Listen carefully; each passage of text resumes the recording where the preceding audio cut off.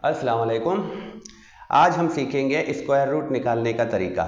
तो square root दो तरीक़ों से निकलता है, एक होता है डिवीजन मेथड और दूसरा है फैक्टर मेथड। तो आज इस वीडियो में हम फैक्टर मेथड से स्क्वायर रूट निकालना सीखेंगे और डिवीजन मेथड को अगले वीडियो में इंशाल्लाह। अब यहाँ देखें 144 है हमारे पास। तो सबसे पहले हमने छोटे से छोटा टेबल देखना है, तो वो हमारे पास है 2। अब 2 से हमने 144 को डिवाइड करना है। हमने वो टेबल लेना है जो पूरा पूरा डिविजिबल हो, जिससे रिमाइंडर 0 मिले। तो अब यहाँ पर 144 को 2 से डिवाइड करते हैं तो क्या हमारा रिमाइंडर 0 होगा। तो यही चीज़ हमने समझना है इस मामले में। तो स्क्वायर रूट को फैक्टर मेथड में निकालने के लिए हमें सबसे ज़्यादा डिविजिबिलिटी के बारे में आना चाहिए कि कौन सा टेबल हम यूज़ करेंगे तो हमें रिमाइंडर 0 मिलेगा। तो सबसे पहले 2 के लिए हम क्या देखेंगे, जिसके लास्ट में ये वाला डिजिट होगा, जिसके ये वाला पोजीशन, इस वाले पोजीशन में इनमें से कोई भी डिजिट होगा, समझो कि उसको हम 2 से डिवाइड कर सकते हैं। तो यहाँ पर 4 है, एक इवन नंबर है, इनमें से है, तो हम 2 का टेबल लगाएंगे 144 के लिए। 2 का टेबल हम लगाएंगे तो हम 2 यहाँ लिखेंगे। अब हमने कैसे लगाना है, सबसे पहले हमारे पास यहाँ पर 1 है। टेबल लगाने के लिए हम लेफ़्ट से स्टार्ट लेंगे।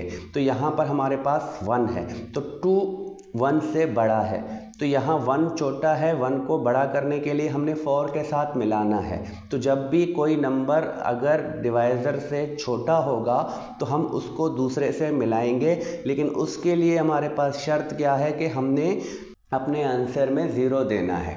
तो ये वाला यहाँ जो भी लिखूँगा वो समझो कि हमारा आंसर होगा। अब ये 14 हो गया, हमने 0 दे के इस 1 को 4 के साथ मिला दिया।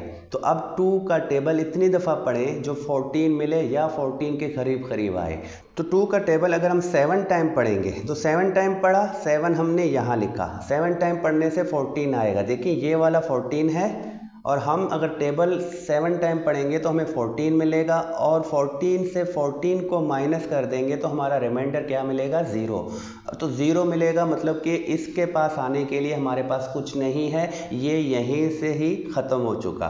तो अब हम इसके लिए क्या करेंगे, हम 2 का टेबल दोबारा 4 के लिए पढ़ेंगे। तो वो 2 टाइम पढ़ने से हमें 4 मिलता है, तो 4 से 4 को भी अगर हम माइनस कर देते हैं तो हमारा रिमाइंडर 0 आएगा। तो ये जो है पूरा डिविजिबल है 2 से, जो कि हमारा आंसर बनेगा 72।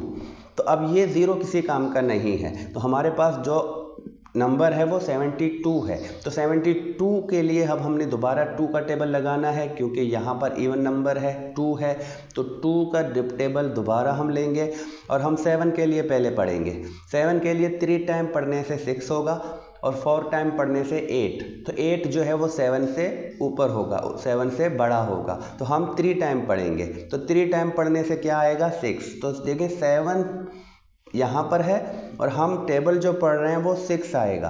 तो 6 आएगा, तो अगर हम 7 से 6 माइनस कर देते हैं तो हमारा रिमाइंडर क्या आएगा, 1।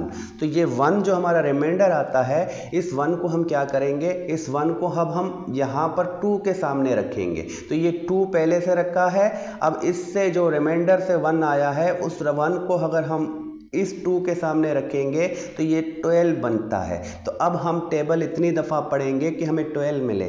तो हम कितनी दफ़ा टेबल पढ़ें, देखें 6 टाइम अगर 2 का टेबल पढ़ते हैं तो हमें 12 मिलता है, और अगर 6 टाइम पढ़ने से 12 आता है तो 12 से 12 माइनस करते हैं तो रिमाइंडर 0 आएगा। तो इस तरह ये पूरा डिविजिबल है 2 से। तो हमारे पास अब जो नंबर आता है वो 36 है। सेम यहाँ 6 है, तो फिर से 2 का टेबल लगाएंगे हम। अब 2 का टेबल 3 के लिए पढ़ूँ तो 1 टाइम पढ़ूंगा, और 1 टाइम पढ़ने से क्या आएगा, 2। तो 3 से 2 जब माइनस कर देता हूँ तो रिमाइंडर क्या बनेगा, 1। तो वो 1 जो है यहाँ पर 6 के साथ लगेगा तो इसको 16 बनाएगा। अब 16 के लिए हमें 2 का टेबल इतनी दफ़ा पढ़ना है कि 16 मिले। तो 2 का टेबल 8 टाइम पढ़ने से 16 बनता है। अब हमारे पास यहाँ पर 18 मिला है, तो 18 को भी देखें तो ये 2 से डिवाइजिबल है। तो हम 2 का टेबल एक बार फिर से लेंगे और 18 के लिए 9 टाइम पढ़ेंगे। तो 9 टाइम पढ़ने से 18 ही आता है, तो ये अब 9 आ गया। अब 9 के लिए हम 2 का टेबल नहीं ले सकते, क्योंकि यहाँ पर ये हॉड नंबर है, ये 0, 2, 4, 6 या 8 में से कोई नहीं है। तो अब ये 2 के टेबल में नहीं आता तो हम नेक्स्ट टेबल देखेंगे 3 का। तो 3 का टेबल अगर हम 9 के लिए पढ़ेंगे तो 3 टाइम पढ़ने से 9 आता है, तो हम 3 का टेबल लगाएंगे और 3 टाइम पढ़ेंगे तो 9 आएगा और 9 से 9 को माइनस कर देते हैं तो हमारा रिमाइंडर 0 मिलेगा। तो इसी तरह अब यहाँ पर सिर्फ 3 मिला है तो इस 3 को भी हम 3 से डिवाइड करते हैं। अब जो बचा है वो 1 बचा है, तो जब 1 आएगा तो समझो कि हमारा प्रोसेस कंप्लीट हो चुका है। अब हमने नेक्स्ट में क्या करना है, अब नेक्स्ट में हमने क्या करना है, अब देखें ये हमारे फैक्टर हैं, ये 144 के फैक्टर हैं, हमने यहाँ निकाले हैं। अब हमने यहाँ से पेयर बनाने हैं, जोड़े बनाने हैं। तो सबसे पहले तो देखें 2 का एक जोड़ा बनता है, ये 2 2 हैं, इनको हमने जोड़ा बना दिया। सेम यहाँ भी 2 2 हैं तो इनको भी हमने जोड़ा बना दिया और यहाँ पर 3 का जोड़ा बनता है, तो 3 पेयर हमारे पास बनते हैं। यहाँ से 3 का पेयर बना है, यहाँ से 2 का पेयर बना है और यहाँ से भी 2 का पेयर बना है। तो हमने क्या करना है, हमने पेयर बनाया है, किसका बना है, 2 का, तो उस 2 को हमने एक दफ़ा लिया, इस 2 को हमने एक दफ़ा लिया, फिर मैंने मल्टीप्लाई की साइन ली। अब ये वाला 2 लेता हूँ, फिर मल्टीप्लाई, और ये वाला 3 लेता हूँ। देखिए हमने ये 6 नहीं लेने, ये यहाँ पर 6 फैक्टर हैं, लेकिन हमने यहाँ से जोड़ा बनाना है, पेयर बनाना है। तो पेयर कितनों का बना है, पेयर इनका बना है, तो जिनके पेयर बनते हैं हमने वो लेने हैं। ये वाले तीनों नंबर लिए हैं, अब इन तीनों को हम मल्टीप्लाई करेंगे तो हमें जो रिज़ल्ट मिलेगा 12। तो ये जो है 144 का स्क्वायर रूट है। अब चलते हैं नेक्स्ट में।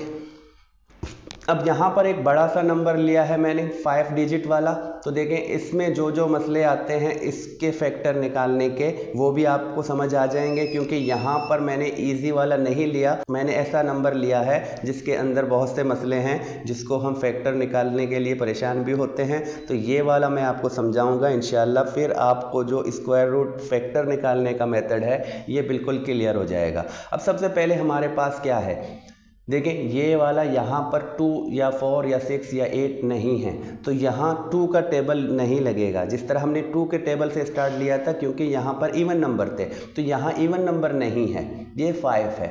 2 का टेबल तो यहाँ पर स्टार्ट से काम नहीं आएगा। फिर इसके बाद हमारे पास होगा 3 का टेबल। तो 3 के टेबल के लिए हम कैसे इसको पहचानें कि हमने 3 का टेबल लेना है और इससे पूरा पूरा डिविजिबल होगा और हमारा जो रिमाइंडर है वो 0 बनेगा। तो इसके पहचान के लिए हमने क्या करना है, हमने इन डिजिट्स को प्लस करना है। तो 9 हमने इनको प्लस करना है। देखें ये 9 है, ये 9, तो इस तरह हमने इनको प्लस करना है, और 5, तो 9 9 18, 18 में 2 मिलते हैं 20, 20 में 2 मिलाते हैं 22, और 22 में जब 5 मिलता है तो 27 आएगा। तो देखिए 27 क्या है, अगर हम 3 का टेबल पढ़ेंगे तो क्या 27 आएगा, बिल्कुल आएगा। अगर हम 9 टाइम 3 का टेबल पढ़ें तो 27 मिलेगा। तो 27 जो है एक मल्टीपल है 3 का। तो जब भी हम इनके डिजिट को प्लस करने के बाद जो नंबर मिलता है, जैसे यहाँ पर 27 मिला है, तो इसको देखेंगे ये 3 से डिविजिबल है, मतलब कि 3 के टेबल में आता है। तो ये वाला भी 3 के टेबल में आता है। अगर मैं इसको 3 से डिवाइड कर दूँ तो हमारा रिमाइंडर 0 आएगा। अब हम यही काम करेंगे, हम 3 का टेबल लगाएंगे। सबसे पहले यहाँ पर 9 है, तो 3 का टेबल 3 टाइम पढ़ेंगे 9 आएगा, और 9 से 9 को माइनस कर देंगे तो हमारा रिमाइंडर 0 मिलेगा। तो आगे कोई डिजिट नहीं जाएगा, ये भी सिर्फ 9 रहेगा, और इसके लिए भी 3 टाइम पढ़ेंगे तो 9 होगा और रिमाइंडर 0। अब यहाँ आते हैं, ये 2 है। अब 2 के लिए 3 का टेबल नहीं आता, क्योंकि 3 का टेबल अगर हम 1 टाइम भी पढ़ेंगे तो 3 मिलेगा, और ये 2 छोटा है 3 से। अब इस 2 को हमने इसके साथ मिलाना है, इसको 22 बनाना है। तो इसके लिए हमारे पास शर्त क्या है कि हम यहाँ पर 0 रखेंगे, फिर इन दोनों को साथ में मिलाएंगे। देखिए ये एक अहम चीज़ है, अक्सर बच्चे यहाँ पर गलती करते हैं, ये 0 नहीं देते और इन दोनों को मिलाते हैं। जब भी एक नंबर एक डिजिट छोटा होता है डिवाइज़र से, तो हम उसके साथ दूसरे को मिलाते हैं। जब दूसरे को मिलाते हैं तो हमारे लिए ये शर्त है कि हम यहाँ पर आंसर में अपना 0 दे दें। तो यहाँ 0 रखा है। अब ये 22 है, तो अब 7 टाइम अगर हम 3 का टेबल पढ़ेंगे तो 21 आएगा। तो 27 से 21 को माइनस कर देता हूँ तो रिमाइंडर में क्या मिलेगा, 1। तो वो 1 जो है अब हमारा यहाँ 5 के साथ लगेगा, तो ये बनेगा 15। तो 15 के लिए 3 का टेबल कितनी दफ़ा पढ़ेंगे? 5 टाइम। तो हमने 5 टाइम 3 का टेबल पढ़ा, 15 आया, तो 15 से 15 माइनस होता है तो रिमाइंडर 0 बनता है। देखते हैं अब आगे क्या ये 3 से डिवाइड होगा या नहीं। तो देखते हैं अब ये वाला नंबर 33,075, तो क्या ये 3 से डिवाइजेबल है या नहीं। तो वही काम करेंगे, हम डिजिट को प्लस कर देंगे। 3 में 3 मिलाते हैं 6, 6 में 7 मिलाते हैं 13 और 13 में 5 मिलाते हैं, ये होता है 18। तो 18 भी एक ऐसा नंबर है जो 3 के टेबल में आता है। तो अब यहाँ भी हम दोबारा 3 का टेबल लगा सकते हैं। अब 3 का टेबल मतलब इस 3 के लिए 1 टाइम, रिमाइंडर में कोई नहीं बचेगा, फिर इसके पास जाएंगे, अब इसको भी 1 टाइम 3 का टेबल पढ़ेंगे तो ये भी कैंसिल आउट होगा। अब यहाँ 0 है, देखें 0 फिर 3 से छोटा है, तो 0 को हमने फिर बाईपास करना है या 0 को 7 के साथ मिलाना है। तो जब इन दोनों को मिलाएंगे तो हमने यहाँ पर 0 देना है। अब ये दोनों मिलेंगे तब भी सिर्फ 7 बनेगा। तो 7 के लिए हम 3 का टेबल 2 टाइम पढ़ेंगे, 6 मिलेगा। तो 7 से 6 माइनस कर देते हैं तो हमारा जो रिमाइंडर 1 आता है वो आएगा इधर 5 के साथ। तो 5 को ये 15 बना देगा और 15 के लिए अब हम 5 टाइम 3 का टेबल पढ़ेंगे और हमारा रिमाइंडर 0 आएगा। तो ये इधर तक फाइनल हो चुका। अब मज़ीद हम देखेंगे, इनको अगर प्लस कर दें तो 1 से 1 मिलाएं 2, 2 से 2 4 और 4 से 5 मिलाते हैं 9। तो 9 भी एक ऐसा नंबर है जो 3 के टेबल में आता है। तो समझो कि अब दोबारा से हम 3 का टेबल लगा सकते हैं। 1 छोटा है 3 से, तो 1 को इसके साथ मिलाकर 11 करने से पहले हमने यहाँ 0 रखना है। तो ये अब 11 होते हैं। 11 के लिए हम 3 टाइम टेबल पढ़ेंगे और 11 से 3 टाइम पढ़ने से 9 आएगा। तो 11 से 9 को माइनस करते हैं तो हमारा रिमाइंडर क्या मिलेगा? 2। तो वो 2 कहाँ जाएगा? वो 2 आएगा इस 0 के पास। तो अब यहाँ पर ये 0 2 0 पहले रखा है और हमारे जो रिमाइंडर से 2 आया है वो इसके पास ऐसे रखेंगे तो ये बन जाएगा 20। तो अब हमारा यहाँ पर 20 का नंबर है। तो 3 का टेबल 6 टाइम पढ़ेंगे 18, 7 टाइम पढ़ने से 21 होगा जो कि इससे बड़ा हो जाएगा। तो हमने 6 टाइम लेना है, हमने 6 टाइम पढ़ा, 18 आया और 20 से 18 को माइनस करते हैं तो हमारा रिमाइंडर फिर से 2 बनता है और वो 2 आएगा अब इस 2 के पास। तो अब यहाँ क्या हो जाएगा? ये 22 बनेगा। तो अब ये 22 बनेगा तो हम 7 टाइम 3 का टेबल लेंगे जो कि 21 होगा और 22 से 21 को माइनस करेंगे तो रिमाइंडर में 1 मिलेगा। वो 1 अब 5 के सामने आएगा तो इसको 15 बना देगा और फिर हम 3 का टेबल 5 टाइम पढ़ेंगे तो हमारा ये वाला भी कंप्लीट हो जाता है। फिर से ऐसा नंबर मिला है, इसके डिजिट को हमने प्लस करना है और देखना है कि 3 के मल्टीपल्स में आएगा या नहीं। तो 3 में 6 मिलाता हूँ 9, 9 में 7 मिलाता हूँ 16 और 16 में 5 मिलते हैं तो 21। तो 21 भी एक ऐसा नंबर है जो 3 का मल्टीपल है, जो 3 के टेबल में आता है। तो समझो कि इसके लिए भी हम 3 का टेबल ले सकते हैं। तो अब 0 यहाँ पर 0 होगा तो किसी काम का नहीं है, तो हम पहले 3 लेते हैं और 3 के लिए 3 का टेबल 1 टाइम, रिमाइंडर 0 आएगा। फिर हम 6 की तरफ निकलते हैं और 6 के लिए 3 का टेबल 2 टाइम, फिर से रिमाइंडर 0 है। अब 7 की तरफ चलते हैं तो 7 के लिए हमने 3 का टेबल 2 टाइम पढ़ना है। तो देखिए अब हमारा यहाँ 2 टाइम पढ़ने से 6 होगा और 7 से 6 निकालते हैं तो 1 रिमेनिंग में आएगा। वो 1 जो है फिर यहाँ 5 के साथ लगेगा और ये 15 बनेगा। 15 के लिए अब हम 5 टाइम पढ़ेंगे तो हमारा ये भी कंप्लीट हो जाता है। अब नेक्स्ट में देखते हैं क्या ये 3 के टेबल में आता है। देखिए 1 फिर 2 मिलाते हैं 3 और 2 मिलाते हैं 5 और 5 में 5 मिलाते हैं 10। अब हमें जो नंबर मिला है 10, तो ये 10 जो है ये 3 के टेबल में नहीं आता। तो हम 4 की तरफ चलते हैं। तो 4 के लिए हमारे पास क्या होगा, हम लास्ट के 2 डिजिट देखेंगे। 4 के लिए लास्ट के 2 डिजिट देखते हैं क्या ये 2 डिजिट 4 के टेबल में आते हैं या 4 का मल्टीपल्स हैं। तो देखिए हम अगर 6 टाइम 4 का टेबल पढ़ें 24 और 7 टाइम पढ़ेंगे 28, तो 24 के बाद 4 के टेबल में 28 आएगा। तो ये 25 जो है 4 के टेबल में नहीं आता, तो समझो कि यहाँ पर 4 से भी इसको हम डिवाइड नहीं कर सकते। तो 4 के बाद आता है 5।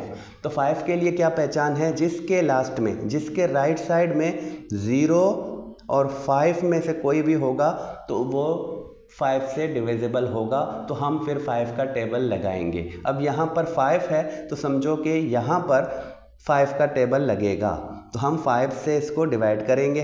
तो 5 का टेबल लगाएंगे, 1 छोटा है 5 से, 0 लगाते हैं, फिर इसको मिलाते हैं तो ये 12 बनते हैं। अब 5 का टेबल 2 टाइम पढ़ने से 5 का टेबल 10 आएगा, तो 12 में से 10 को माइनस करेंगे तो हमारा रिमाइंडर 2 होता है, वो 2 इसके सामने आएगा, तो ये अब बनेगा 22। तो अब 22 के लिए हम 5 का टेबल 4 टाइम पढ़ेंगे, 4 टाइम पढ़ने से 20 आएगा और फिर हम माइनस कर देंगे तो हमारा 2 रिमाइंडर में आएगा और ये 2 अब जाएगा 5 के सामने, तो ये 25 बनेगा। तो 25 के लिए 5 का टेबल 5 टाइम पढ़ने से आता है, तो ये 5 टाइम पढ़ने से कंप्लीट हो जाता है। सेम अब यहाँ देखें फिर 5 है तो दोबारा 5 का टेबल लगाएंगे। अब इस 0 का कोई काम नहीं है, तो ये 245 है, तो हम पहले 2 के लिए 5 का टेबल लेंगे, 2 छोटा है, हम फिर 0 लगाएंगे और इन दोनों को साथ में मिलाएंगे, तो ये 24 होंगे। अब 24 के लिए 5 का टेबल 4 टाइम पढ़ने से 20 आएगा, तो 24 से 20 को माइनस करेंगे तो हमारा 4 रिमेनिंग में आएगा, तो वो 4 हम 5 के साथ लगा देंगे, तो मतलब कि 5 पहले से रखा है और 4 रिमाइंडर से आया है, ये 45 हुआ है। अब 45 के लिए हम 5 का टेबल पढ़ेंगे 9 टाइम, तो 9 टाइम पढ़ने से 45 मिलेगा और हमारा रिमाइंडर 0 होगा, तो ये अब यहाँ तक भी फाइनल हो चुका। अब देखें 49 एक ऐसा नंबर है जो 7 का स्क्वायर है, तो 7 से इसको डिवाइड करते हैं तो हमें रिजल्ट भी 7 मिलेगा और 7 को 7 से डिवाइड करेंगे तो 1 तक, मतलब कि ये फाइनल हो चुका है। अब हमने वही काम करना है, पेयर बनाने हैं।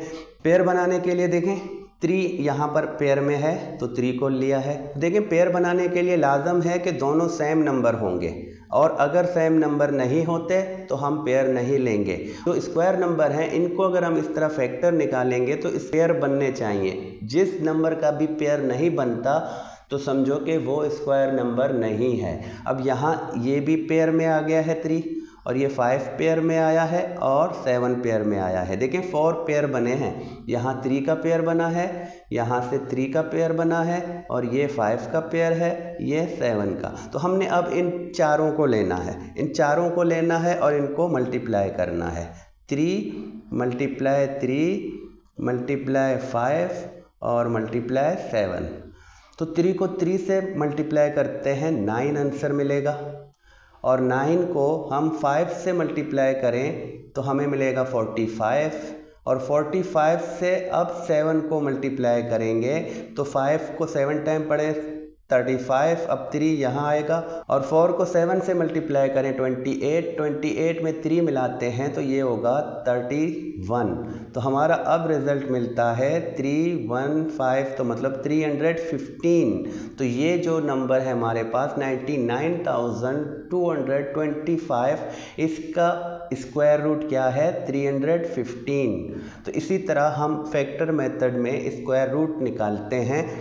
मेरे ख्याल में बहुत अच्छे से और बहुत आराम से आपको समझाया है मैंने।